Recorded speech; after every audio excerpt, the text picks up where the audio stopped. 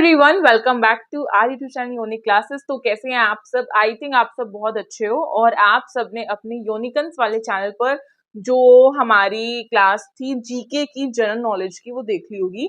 जिसने जीके की क्लास को मिस कर दिया प्लीज जाके उसे भी देख लेना, ठीक है। और उसमें मैंने काफी सारे एमसीक्यूज कराए हैं। आज मैं लेकर आई हूँ आप सबके लिए इंग्लिश ग्रामर के एमसीक्यूज एक्सप्लेनेशन के साथ। तो शुरुआत करने से पहले फटाफट से एक काम करना है, लाइक करनी है इस वीडियो को, साथ ही साथ आपको हाइप देनी है, ठीक है। अपने सभी फोन से दे दो और हाँ, सब्सक्राइब कर लो हमारे चैनल को, क्योंकि अब तो भाई दमदार क्लासेस आने ही वाली हैं। तो शुरुआत करते हैं without wasting any time. And first question है, और हाँ, शुरुआत से पहले प्लीज आप सब अपनी जो प्रेजेंट है वो मुझे जल्दी से कमेंट सेक्शन में बताओ कि आप सब जो है आपका नेम क्या, आपकी क्लास क्या, प्रेजेंट लगवाओ, अटेंडेंस लगवाओ अपनी। क्वेश्चन 1 देखो और सबको साथ साथ में आंसर देते हुए चलना है। आइडेंटिफाई द करेक्ट सेंटेंस, इनमें से कौन सा करेक्ट सेंटेंस है वो आइडेंटिफाई करना है। ऑप्शन नंबर ए है she do not like coffee, option number B है she doesn't like coffee, option number C है she doesn't like coffee and option number D है she not like coffee. So which one is correct answer? Please जल्दी से comment section में बताओ।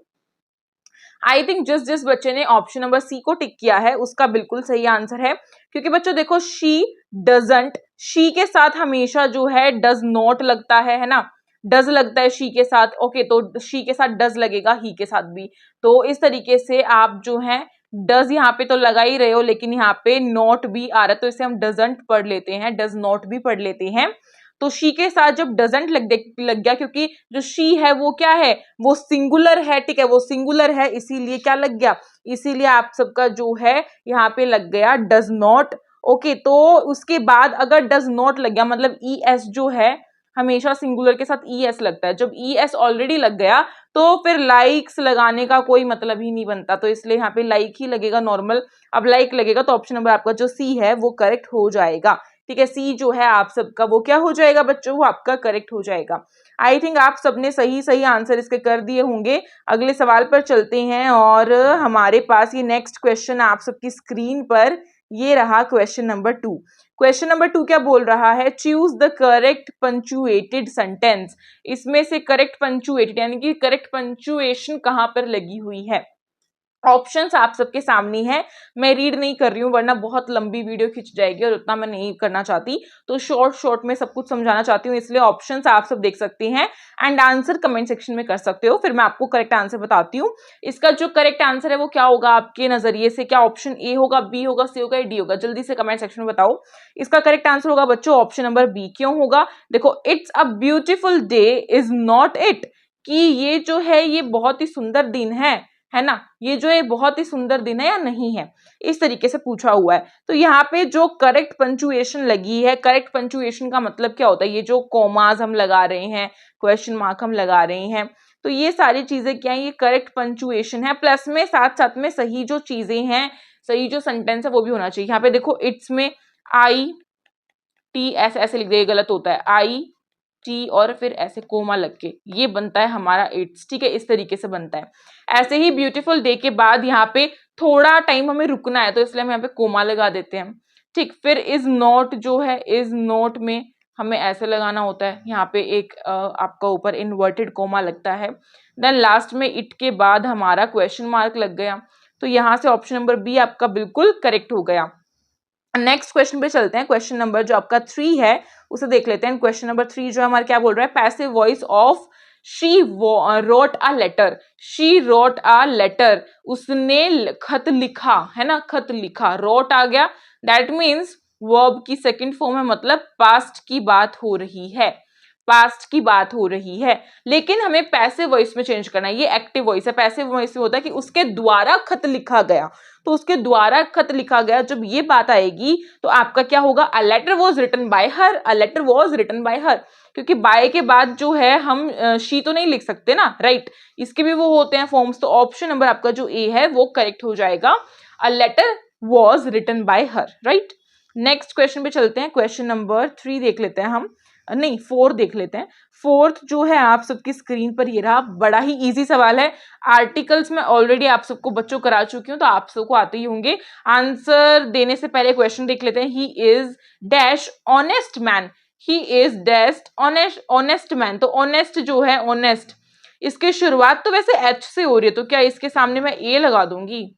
क्यों? क्योंकि मैं इसे जो प्रोनाउंसिएट कर रही हूँ ओनेस्ट, ओनेस्ट, तो यहाँ पे ये जो एच है तो साइलेंट हो गया, तो इसीलिए इसके सामने एन लगेगा। Option number B is correct, option number B correct है। जिस जिस बच्चे ने ऑप्शन नंबर बी को किया भाई तालियां बजा लो जोरदार अपने लिए।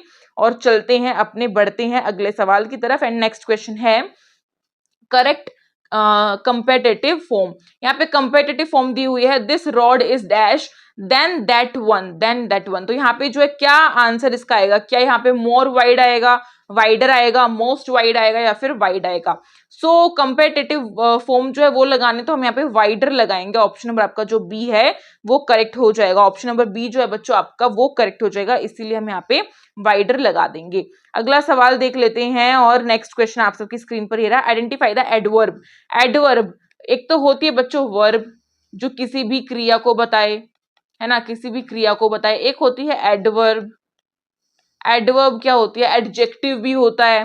तो एडवर्ब और एडजेक्टिव में क्या डिफरेंस होता है? क्या कोई बच्चा मुझे बता सकता है एडवर्ब और एडजेक्टिव में डिफरेंस क्या होता है? जल्दी से बताओ कमेंट सेक्शन में। इसका करेक्ट आंसर जो है क्या होगा? She sings beautifully. ब्यूटीफुली जो है क्या मतलब? शी सिंग्स ब्यूटीफुली, कि वो जो है बहुत सुंदर गाती है, बहुत सुंदर गुनगुनाते, बहुत सुंदर गाती है।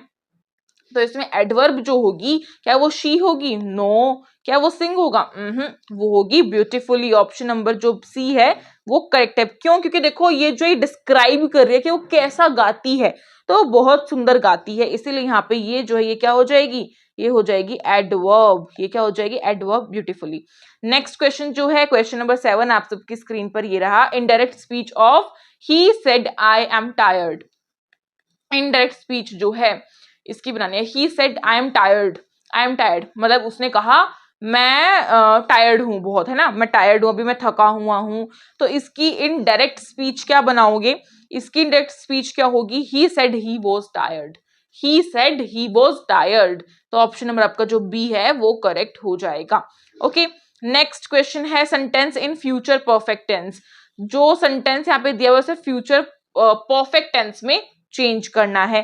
फ्यूचर परफेक्ट जो टेंस होता है उसमें चेंज करने के लिए क्या क्या रूल्स होते हैं? जल्दी से बता दो क्या क्या रूल्स होते हैं। देखो इसमें जो है ऑप्शंस आप सबके सामने हैं, कौन सा आंसर करेक्ट होगा बच्चों? आंसर करेक्ट होगा option number C. Option number C, I will have finished the work by 5 PM।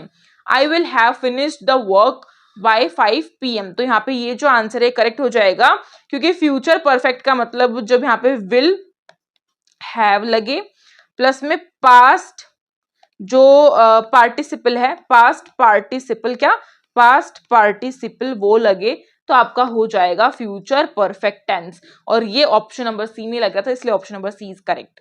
Next question है क्वेश्चन नंबर 9। क्या बोल रहा है question number 9? Correct preposition. Preposition जो है वो करेक्ट करनी है। The cat is hiding dash the table. Cat जो है वो मतलब छिपी हुई है टेबल के नीचे ही तो छिपेगी, टेबल के ऊपर थोड़ी छिप सकती है। तो under the table, option number C is correct, under the table, इसलिए ऑप्शन नंबर सी जो है वो करेक्ट हो जाएगा। नाउ नेक्स्ट क्वेश्चन जो है वेरी इजी, क्या पूछा हुआ है? करेक्ट स्पेल, कि इनमें से कौन सी करेक्ट स्पेलिंग है, कौन सी करेक्ट स्पेलिंग है? तो एकोमोडेशन, एकोमोडेशन की करेक्ट स्पेलिंग जो है क्या होती है?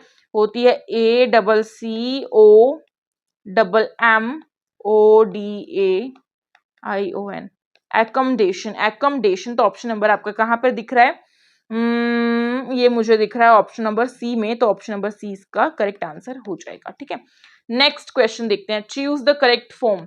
करेक्ट फॉर्म चूज करनी है। सेंटेंस दिया हुआ है, she has been working here dash 2015। वो जो है कब से, मतलब 2015 से यहाँ वर्क कर रही है। तो करेक्ट जो फॉर्म है वो चूज करो। For, since, from, it, at. तो ये जब भी बात होगी किसी ईयर की कि इस समय से काम कर रही है, तो हमेशा हम सिंस का यूज करते हैं। आपने देखा होगा ना कि सिंस 2020 इस तरीके से कुछ भी चीज हम स्टार्ट करते हैं, तो वहां पे हम सिंस का यूज लगाते हैं। तो सिंस जो है यहाँ पे लगेगा। ठीक है, ऑप्शन नंबर बी करेक्ट है। नाउ नेक्स्ट क्वेश्चन है question number 12। Find the conjunction. Conjunction find out करनी है। I will call you when I reach home. मैं तुम्हें कॉल करती हूँ जब मैं घर पहुंच जाऊंगी। ठीक है, तो यहाँ पे कंजक्शन जो है, कंजक्शन होती है दो सेंटेंसेस को जोड़ने के लिए। जब हम टू जो सेंटेंसेस होते हैं उन्हें जोड़ने का काम जो करे उसे हम कंजक्शन कहते हैं, जैसे कि एंड और इस तरीके के जो वर्ड्स होते हैं, है ना। तो यहाँ पे करेक्ट क्या होगा, यहाँ पे करेक्ट होगा, यहाँ पे देखो इस सेंटेंस में आई विल कॉल यू, कि मैं तुम्हें कॉल करूंगी, ठीक है। कब करूंगी, तो आगे का सेंटेंस पूरा करने के लिए मैंने क्या जोड़ा, व्हेन को जोड़ा, तो इसलिए यहाँ पे हो जाएगा I will call you when I rich home, कि जब मैं घर पहुंच जाऊंगी तब मैं तुम्हें कॉल करूंगी, या फिर मैं तुम्हें कॉल करूंगी जब मैं घर पहुंच जाऊंगी, ठीक है। तो ऑप्शन नंबर सी करेक्ट है, व्हेन। यहाँ पे व्हेन जो है उसने क्या किया, कंजक्शन जो है दो सेंटेंसेस को जोड़ने का काम किया। नेक्स्ट क्वेश्चन है which is a complex sentence, इनमें से कौन सा कॉम्प्लेक्स सेंटेंस है। सो कॉम्प्लेक्स सेंटेंस जो है क्या होता है, जिसमें मेन क्लोज हो, ठीक है, मेन क्लोज हो प्लस में सब ओरिएंटेटेड क्लोज हो, दो क्लोजेस होती हैं वो होता है, ठीक है। वैसे इतना डिफिकल्ट आपके में आएगा नहीं, ठीक है, आएगा नहीं, बट हाँ स्टिल आप कर सकते हो। सो यहाँ पे जो है करेक्ट क्या होगा, यहाँ पे करेक्ट होगा option number C, she runs because she is late, वो जो है वो भाग रही है क्योंकि वो लेट हो गई है ना। तो यहाँ पे जो है ये करेक्ट हो जाएगा। नेक्स्ट हम चलते हैं, करेक्ट द टेंस, करेक्ट करना है इस टेंस को।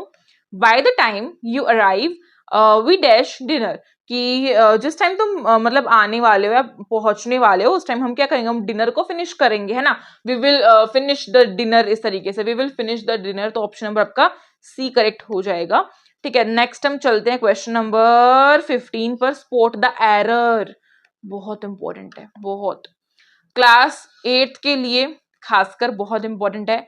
आपको पता होना चाहिए कि एरर जो है वो आते हैं, तो एरर के लिए आपको एक सेंटेंस दिया जाता है, देन आपको उसका करेक्ट बताना होता है कि इसमें क्या गलती है। Each of the boys have done his homework, हर एक लड़के ने अपना जो कार्य है उसे पूरा कर लिया। तो यहाँ पे ईच, ईच लगाया हुआ है, तो क्या ये है, और हैव डन क्या ये होगा। आई थिंक हर लड़के की बात हो रही है ना, हर एक पर्टिकुलर लड़के की बात हो रही है, तो यहाँ पे हैव नहीं लगना चाहिए, हैज लगना चाहिए। सो इसीलिए हैज डन होना चाहिए हैव की जगह, तो option number C is correct, क्योंकि हमें एरर जो है वो निकालना था। तो नेक्स्ट हम चलते हैं क्वेश्चन नंबर 16 पर, he is a doctor dash, he is a doctor और फिर उसके बाद डैश कर दिया, तो यहाँ पे क्या आएगा, ही इज अ डॉक्टर। इसको जो हमें क्वेश्चन टैग में बदलना है कि मतलब सवाल दिखे हमें, तो कैसे हम बदल सकते हैं। ऑब्वियसली जब हम क्वेश्चन में बदलते हैं तो ये जो इज वाली चीज होती है ये आगे आ जाती है, तो इज ही अ डॉक्टर, ठीक है, इज ही अ डॉक्टर। तो यहाँ पे जो है ऐसा कुछ दिया नहीं हुआ है, इसीलिए यहाँ पे जो है हम इसे नेगेटिव में ले जाते हैं, तो is not he, is not ही जो है इसका करेक्ट आंसर हो जाएगा, इज नॉट ही जो है इसका करेक्ट आंसर हो जाएगा, क्योंकि हमें पॉजिटिव स्टेटमेंट को नेगेटिव में चेंज करना है। यहाँ पे आपको साथ में ये भी लिखा हुआ मिलेगा नेगेटिव टैग, ठीक है, यहाँ पे शायद मिसप्रिंट हुआ है किसी से, यहाँ पे नेगेटिव टैग भी लिखा हुआ मिलेगा और इसका आंसर ये आपका आ जाएगा। अगले सवाल की तरफ बढ़ते हैं, और सभी बच्चे मेरे ख्याल से लाइक कर रहे होंगे और हाइप भी जरूर दे रहे होंगे अपनी प्यारी इंग्लिश की क्लास को, एंड सब्सक्राइब आप सबने आई थिंक कर ही लिया होगा, जैसे नहीं किया बहुत पीछे चल रहे हो। तो हम चलते हैं क्वेश्चन नंबर 17 में, which is an abstract noun, इनमें से कौन सी एब्स्ट्रैक्ट नाउन है। So Apple, honesty, dog, chair, तो इसमें से ऑनेस्टी जो है यानी कि ईमानदारी, यही जो है आपके एब्स्ट्रैक्ट नाउन होते हैं, भाववाचक जिसमें आपके इमोशंस दिखें, तो option number B is correct. Now next question है, neither of the boys present today, कि कोई भी जो लड़के थे वो क्या थे, वो प्रेजेंट नहीं हुए आज, वर्तमान की बात हो रही है, प्रेजेंट नहीं हुए, तो neither of the boys is present today, is जो है यहाँ पे इज आएगा, ओके। ऑप्शन नंबर सी आपको करेक्ट है। 19 क्वेश्चन पे चलते हैं, एंड क्वेश्चन नंबर 19 आपका, choose the synonym of begin. Begin जो है इसका सिनोनियम मतलब सिमिलर वर्ड, सिमिलर वर्ड, और वी कैन से पर्यायवाची, है ना, पर्यायवाची। तो ये चीज आपको पता होनी चाहिए। बिगिन का मतलब होता है कोई भी चीज शुरू करना, अब शुरू करने को हम इंग्लिश में स्टार्ट बोल सकते हैं, जो कि हमें यहाँ पे दिख रहा है, तो option number B is correct. Last question है एंटोनियम, एंटोनियम का मतलब होता है ओपोजिट वर्ड, ओपोजिट वर्ड, जिसे हम हिंदी में कहते हैं विलोम शब्द। क्या कहते हैं, विलोम शब्द। तो आपका करेक्ट आंसर क्या होगा, ब्रेव। ब्रेव जो है, ब्रेव का मतलब होता है स्ट्रोंग, ब्रेव का मतलब होता है स्ट्रोंग, जिससे मतलब बहुत मजबूत है वो, ताकतवर है वो। तो ब्रेव का करेक्ट आंसर क्या होगा? काउर्डली यानी कि कायर। तो ऑप्शन नंबर आपका जो सी है वो करेक्ट हो जाएगा। और यहीं पे आपकी इंग्लिश की क्लास को आज हम दी एंड करते हैं। आई होप आपको ये क्लास अच्छी लगी होगी। लाइक करना, अपने दोस्तों में शेयर करना, साथ ही साथ हाइप कर देना जिसके पास ऑप्शंस आ गए हैं। और हाँ, सब्सक्राइब करते हुए जरूर जाना अगर कोई न्यू बच्चा है तो। कमेंट करना खूब सारी कि आपको आज की क्लास कैसी लगी। हम मिलेंगे एक और नई क्लास में, क्योंकि आप सबको पता है कि योनी क्लासेस पर एंड योनिकंस पर दोनों पर आप सबकी क्लासेस लाती हैं हम। So stay tuned and be happy. Thank you so much for watching this video. Stay tuned.